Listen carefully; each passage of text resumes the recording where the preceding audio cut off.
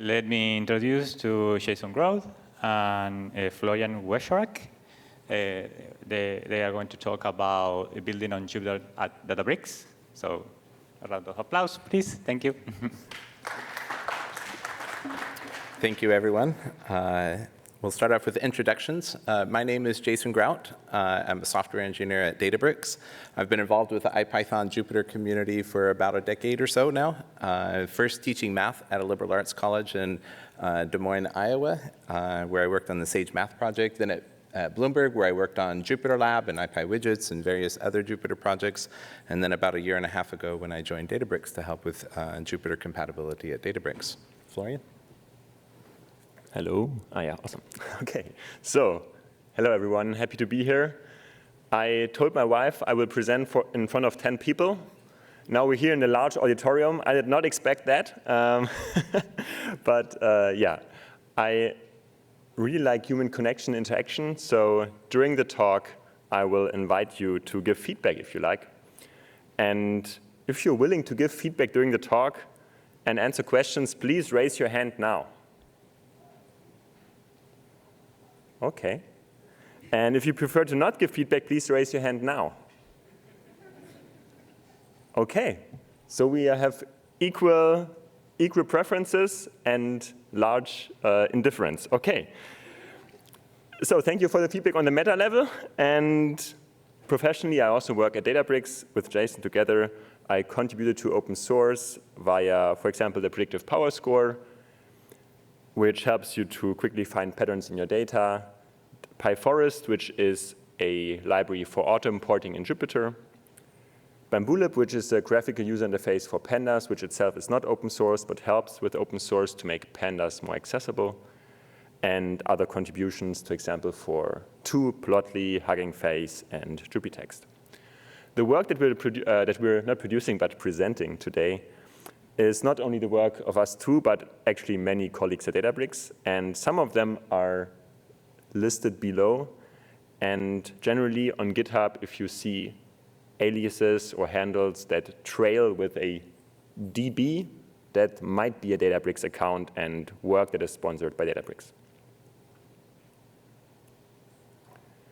If I had to summarize our talk in 3 statements, it would be the following. First, Databricks loves open source. Second, building on Jupyter is great. And third, we would love to help Jupyter progress. So how are we going to do that? The actual things that we're going to cover are the following. First, we will talk about Databricks. We will talk about Databricks and open source. Then Databricks in relation to Jupyter. And then how Databricks currently adopted ipykernel, ipywidgets, and ipynb format. Before we start and talking about Databricks, I'm wondering who has never used Databricks? OK, that's about 80%. Who has ever used Databricks? OK, that's roughly 20 to 30%. So my percentages are off, but I get the gist. And please raise your arm again if you have used Databricks in the last month. OK, a little bit less. So Databricks offers both proprietary and open source software. For example, Spark, the data processing engine for big data, was created at Databricks. MLflow, which is software to manage your end-to-end machine learning lifecycle and experiments. Koalas, which is a pandas API, like really a drop-in replacement for PySpark, which was recently integrated into PySpark. As well as Delta Lake, which is the foundational format behind the lakehouse paradigm, which combines the advantages of the data lake with the data warehouse. And then also Delta Sharing, which is an open protocol developed for secure data sharing between organizations and regardless of the cloud where your data might reside. And last but not least, Dolly. What is Dolly? So I'm wondering who used ChatGPT? OK, that's almost 90%. By the way, I'm really happy about the interaction. It's really ramping up here. And who ever used an open source LLM? OK, that's 10 to 15%. And who has used Dolly? OK, I see one person. So Dolly is an open source LLM that behaves like ChatGPT, but unless other open source alternatives, its license actually permits commercial use. And in June, Databricks will also release a course on edX about how to work with and build your own open source LLMs. So why do we even have that talk? Like, why does Databricks not use Jupyter from the get-go? Let's look at the history timeline. Databricks was founded in 2013. In the beginning, Spark was only available in Scala, and Databricks provided Scala notebooks to data engineers. Actually, there's an inside story from the beginning. Back in 2013, notebooks were not all the craze yet. Like, in the beginning, there was a discussion, like, should we use one-off scripts, like a Python script or a Scala script, or should we use this new interaction paradigm of the notebook? And as history shows, Databricks decided for the notebook, which might have been an important choice, who knows. And in addition, we always had enterprise requirements from the start. So for example, strong security and code isolation and other requirements that we might touch on later. In 2014, we offered Python notebooks. So one of the first requirements was, OK, Scala is great, Python is better, or at least there are more users. In 2014, maybe some of you remember, that was also the year of the Jupyter spinoff, and at the end of the year. And after the Jupyter spinoff, Databricks promptly or swiftly also added support for the ipynb format. Over the years, more and more customers requested to use tools from the Jupyter ecosystem in Databricks because clearly Jupyter took off, Python took off, and more customers on Databricks also wanted to use Jupyter. And in 2018, we started first internal experiments to make that possible. And last year, we replaced our internal kernel with ipykernel, and we launched ipywidgets support. And as of today, there's ongoing work to improve the Jupyter compatibility with Databricks. So now we're going to dive into ipykernel with Jason. Yes, thank you, Florian. So first of all, what is ipykernel? In the Jupyter ecosystem, ipykernel plays one of the pivotal roles in the Jupyter system that people use when you use a Jupyter notebook. So for example, a typical thing would be you have your browser running here on your left, the server, the Jupyter server that is connected to the browser through a WebSocket, and the ipykernel, which is a communication wrapper around IPython here on the right, connected to the server with 0MQ. So what happens when a user actually executes code in Jupyter? Well, if the user, say, types 1 + 2 into a cell and executes it, the browser sends the 1 + 2 to the kernel to execute through the server, through those two communication channels we just saw. And then it's run in Python, and the result is sent back to the browser. This is the basic underlying technology that makes Jupyter work. And ipykernel is this piece on the right that actually provides the communication channels with Python to execute your code. So what we have a similar architecture in Databricks. What we wanted to do was take out our custom Python execution engine here on the right and replace it with ipykernel. As an overview of what this transition looked like, our goals were to enable Jupyter features, such as rich Jupyter outputs, and then two requirements. Florian mentioned several requirements that we've had since the very start of the Databricks notebooks. One is real-time collaboration. We needed to keep that for our enterprise users, and also headless notebooks. So this is running the Python computation from a notebook, but without the browser in the picture. Or suppose the browser goes away because a user closes their laptop or something like that. We needed to preserve the execution happening even when the browser is not in the picture. Our approach? Well, our custom Python kernel actually used the Java Py4J bridge. We migrated that to ipykernel. We ended up customizing ipykernel quite a bit, which was a successful endeavor. ipykernel and in general, the Jupyter ecosystem is built so that you can customize and build on top of it and plug into different parts to be able to provide the interface or the experience that you want. So we were able to customize ipykernel and submit a few patches up to ipykernel to make it even more customizable. And we were able to contribute to Jupyter, also fix some bugs and regressions that we found when we switched from our custom Python execution engine to Jupyter. So here's, for example, some of the PRs that we made up to IPython. One in particular, we found that there was a performance regression, that executing and just receiving standard out, print messages and things like that was a lot slower in ipykernel. We dug into it. One of the engineers on our team found just a little tweak that we made in ipykernel to give us an order of magnitude speed up in the standard out throughput in Jupyter. So a bunch of improvements to Jupyter that we found when we made the transition, and also a few changes to make it a little bit more customizable. The result, we had a very smooth transition. Usually when you replace the engine of your car while it's running, it's a little bit hard, but no hiccups in this case. We launched, as Florian said, last year. And it really provided a foundation for us to enable a bunch of other features. Rich Jupyter display based on the rich MIME type system in Jupyter, ipywidgets, variable viewer, LSP integration, and more. We continue to build on top of this Jupyter foundation that we've introduced. There were some challenges in the architecture. We have a slightly different architecture in Databricks versus Jupyter. Let's look at one of those.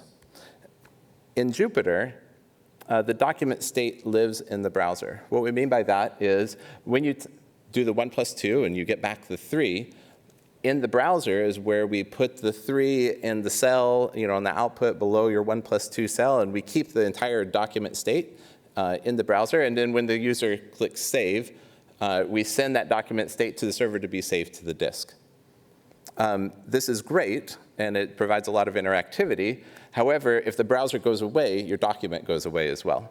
Or if you wanted to execute in jobs, like one of our requirements was, where the browser never even is there in the first place, it's hard to have the document state live in the browser. In Databricks, the architecture is more like this, where the document state lives in the server. And so when the user types 1 + 2 and sends it to the kernel, we actually take that 1 + 2 and put it in the document state. And when the answer 3 comes back, we actually put it in the document state, and then we just sync the document with the browser. This required us to reinterpret the Jupyter messages coming from the kernel into the server a little bit differently than you would if you were putting them into the document state in the browser. So this was a bit of a challenge, but overall was a success. We were able to do this. Another challenge was that when this message is being executed, so while the kernel's computing what 1 + 2 is, it's blocking any other messages from being processed. And in particular, autocomplete, inspection requests, some of the features that you would like to have in your editor. And this was also backwards incompatible with how Databricks worked before the transition, and in general is not a very good user experience. And so we needed one extra channel from the browser to the kernel that you could execute messages like an autocomplete request while the kernel was executing whatever long-running computation you have. A lot of our customers have hours, big Spark computations that take hours or something like this, that we need that interactivity still while the executions are happening. So we put one more channel in, and this channel actually uses the Databricks control channel to be able to have concurrent execution. It's sort of a workaround the Jupyter protocol. However, both of these challenges are being addressed right now in the Jupyter ecosystem, and we applaud this work. One, the Jupyter Lab 4.0 is announcing real-time collaboration. Carlos is going to be talking about it tomorrow, I believe. And that lays the foundation for Jupyter to move the document state into the server. And so the document is contained in the server, it's being updated in the server, and it's just synced out to your browser or to multiple browsers if there's real-time collaboration. We applaud these efforts. The other work that's happening right now in the Jupyter ecosystem that we're helping with and we applaud is the notion of concurrent execution, that suppose we want to execute multiple things at the same time from your browser, like an autocomplete request while you have a long Spark job running or whatever. And there's an effort for a Jupyter enhancement proposal for enabling concurrent execution. We invite you to be involved if you're interested in pursuing this improvement in Jupyter. So with that, let's look at ipywidgets. Florian? Thank you, Jason. Who knows what an ipywidget is? OK, that's 80%. Thank you for the light, by the way. And for the other ones, an ipywidget has 3 components. First, there's code. Then there is the interactive widget. Might be different widgets, as you can see here. And then often the output changes. And this enables interactivity in building small or large data apps. If you've seen Bambulip, this is really just one large ipywidget. Who knows ipyleaflet? OK, 10%. ipyleaflet allows you to add map widgets to the notebook. And it's an example for a popular custom ipywidget. And custom ipywidgets can really bring anything to the notebook, anything with HTML and JavaScript. Here's the path that Databricks took to ipywidgets at Databricks. First, our goal was to support both basic and custom widgets with low latency and, of course, secure code isolation. And our steps were, we first needed to complete the ipykernel work that Jason just described. Then we had community discussions with other engineering leaders, for example, from Google Colab, VS Code, and CoCalc. And those were really great because Jason organized the community meetings, and it was amazing to see like the engineers collaborate and discuss and share their thoughts across organizations and discuss the goals and drawbacks of various approaches. And during the process, we also merged several PRs to open source. And the outcome, we are generally happy, but we have some issues with custom widgets that I will talk about later. Here are the open source contributions as part of the ipywidgets work. We merged 3 PRs, and we sponsored time for Jason to work on a feature and release. So what about custom ipywidgets? On the left-hand side, you see the architecture of Jupyter. You see the document model. So you have a notebook. Within the notebook is a cell. There's a cell output, and then there's an ipywidget inside. And that ipywidget really has access to all other elements in that document. And it can also read or even change other elements. And from the outside, it's unclear which assumptions a widget uses. On Databricks, you see also notebook cell, cell output, but then there's the code isolation, so there's the widget's iframe, and within the iframe lives the ipywidget. And the ipywidget can only access other elements that live within that iframe. And as you can see and imagine, the DOM from within that iframe does not look equal to the DOM for the whole Jupyter. And that means this breaks some assumptions for some of the widgets, which don't like that too much. Some more, some less. And as a result, we at Databricks would definitely love to see that any custom ipywidget, or any ipywidget in general, works in any third-party user interface, which might be Databricks, but also Colab and CoCalc, because they also have issues. And I'm wondering, who of you also wants to see that, to have any custom ipywidget work anywhere? OK, that's roughly 10% as well. So that's the custom widget users, it seems. And that might be enabled. We might rally together, define a uniform API and capabilities model, and then make that happen. So let's see what's going to happen. I hope it will happen. Jason? The last integration we'd like to talk about today is the path to Jupyter Notebook file format, the ipynb file format at Databricks. As Florian mentioned, as we talked about before, we actually introduced basic ipynb support a long time ago, many years ago, even before the current version of the Jupyter Notebook format. And recently, we've improved our compatibility with the ipynb format. So our goals in this were to enable lossless round-trip conversion. So we wanted to take a Databricks notebook from the Databricks system, save it into ipynb, and then import it back into the Databricks system and not lose any data. Some of the data that we associate with notebooks in Databricks include custom visualizations, include dashboards associated with the notebook, and other metadata. And we also wanted to provide better interoperability with Jupyter tooling, NBDime, the GitHub viewer for notebooks and things like that. In our approach, we were able to, it worked great.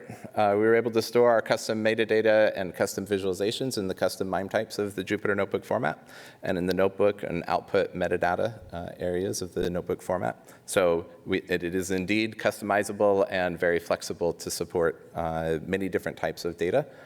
And we also improved our serialization convention, so break lines in the JSON format when Jupyter breaks the lines. And so we tried to hew very closely to the Jupyter conventions in the serialization.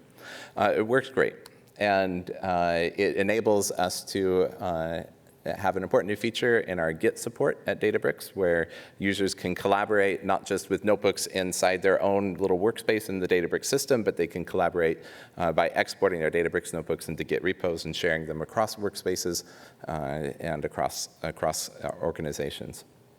So it's worked great. However, there are a few improvements that are happening in the notebook format in the community that we applaud and love to help with. One is metadata specification. These are actually 3 improvements that have come recently out of a notebook format workshop held here in Paris about a month or 2 ago. And if you go onto the Jupyter enhancement proposals in Jupyter, you'll see efforts towards these and write-ups of how we can improve the notebook format. The first is metadata specification. So right now in Jupyter Notebooks, the metadata is just kind of a black box. You put something in there, and you really don't know how it's structured and things. And so the improvement to the notebook format is having a clear specification of what happens in the metadata for each particular metadata key. Another thing is being able to represent rich interaction. In Databricks, for example, you can execute and display a table, and then you can have an automatic visualization created, and then you can interact with this visualization to add a title or change the chart type, et cetera. And this is interaction that is not code interaction, but it is still user input. And so we've had a lot of discussions in the Jupyter community around how do you represent better user interaction that is not just code interaction, but other types of user interaction. For example, in Databricks, it would be like setting the chart title. But you can imagine there's a lot of rich outputs and rich systems that we would like to build on top of Jupyter and be able to represent richer interaction than just writing code. And the last effort that I really want to call your attention to is a renewed effort in looking at a text-based notebook format. So this would be encoding the notebook file, not as a JSON document, but as, say, a markdown document where code cells are delimited and metadata is being stored. But it's a little bit more friendly to Git repos and to text-based processing tools. So all 3 of these efforts are Jupyter enhancement proposals that are undergoing evaluation and work right now. We invite you to get involved if you're interested in any of these. So in closing, building on Jupyter has been a real success. If you're evaluating building on top of Jupyter, either migrating a legacy system that has many enterprise users that provides a lot of value to a company, or if you're looking at just building a new thing on top of Jupyter, it's been really great. Jupyter from the start has been a platform that's been designed to be extended and customized and put into many different use cases, and it proves that out in practice. And the last thing I want to call to your attention is if you plan on working with Jupyter or building on top of Jupyter, I encourage you to work with the open source community, not just go off into a corner. So in our example, we were able to put in PRs, but with every PR we put in, we also reviewed a few PRs to help out the maintainers. And it wasn't just we're throwing code over the wall, but we want to work with the community. Or as Florian said, we had discussions with other people that were implementing things on top of Jupyter and sharing ideas about the design. So I encourage you, if you want to build on top of Jupyter and be a part of the ecosystem, to really jump in and be a part of the ecosystem. Now, you all are here. You're clearly already being a part of the ecosystem, so I encourage you to continue to do that. And with that, thank you very much. Thank you, Jason. Florian. We have a few minutes for a few questions, so yeah. Yeah. I can go. Hi. In one of your slides on document state, you had a goal for real-time collaboration, but it was not an outcome. Can you Can you talk about that a little bit, considering that you already had the document state on the server side at Databricks? Thank you. Really good question. Yeah, Databricks from the very start had implemented real-time collaboration sort of at the cell level, cell granularity, and it was important for our customers and for us that we keep that feature. And so we really did need to keep the document state on the server, as this slide is showing. So we were able to do it. Essentially what we do is any Jupyter messages that contain output that come back to the server get stored in the document state in the document server on the server part of this diagram. And then we just use our existing real-time collaboration sync in order to move that document state and sync it with the browser.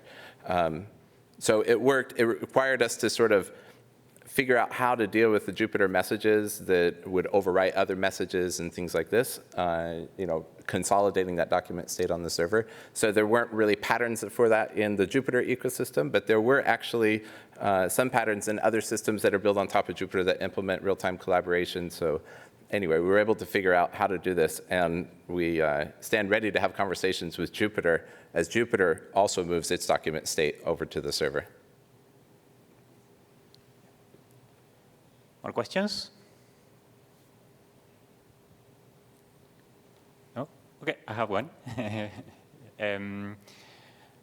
You have described, several iterations about having this code base and transitioning that into a new thing, which is more compatible with the Jupyter ecosystem. And in an exciting way, I can see that you are interacting with the Jupyter ecosystem as a whole to actually build the new things that you need for this to be in a better shape for all the things that you need. Of what Databricks needs. How do you foresee the future in terms of that potential migration that you will need to do, when this enhancement proposal actually lands? And if that doesn't happen, what are, your I wouldn't say workarounds, but your strategies around trying to solve that and also serve your customers? Would you like to? Okay. Yeah, so if I can restate the question, as we were building on top of Jupyter, there were a lot of enhancement proposals that we are encouraging and helping out with and having discussions with other players in the Jupyter ecosystem about what is our strategy for if those enhancement proposals land, and what is our strategy if they don't land? Like, how do we deal with working with the open source ecosystem when there's some uncertainty about improvements that we would like to see, whether they land in the ecosystem? Is that a fair restatement? Yeah. Okay. Perfect. Yeah, we're really excited to work with the ecosystem, first of all. I attended the notebook format workshop a few weeks ago here in Paris, and we've had various engineers reaching out about improvements. And so I think it's a matter of just working with the community here. Obviously, if things land the way we're proposing or the way we're encouraging or the way that other people are proposing and we're like, yes, that's fantastic, then things are great. That simplifies our life. It makes it easier to build on top of Jupyter. If they don't land, then we have a decision to make, right? A decision about do we build on top of Jupyter? Often, if I can put my Jupyter hat on, the way we approach these things is we may not integrate a feature from a corporation or from an entity that wants us to build something, but we always try to build enough hooks into the system and customizability into the system that they can build whatever they need. And so it's really a conversation between people that are trying to make Jupyter bigger and more capable and maintainers, like if I put my Jupyter hat on, trying to keep the system maintainable and maybe smaller scoped, but flexible enough that you can build on top of that. And so I see if a big feature doesn't land, then as part of the Jupyter ecosystem, we're working with players to make it customizable enough that they can build the feature if they need to. Thank you. Any other questions? OK. Thank you, Jason. OK, thank you very much. Thank you.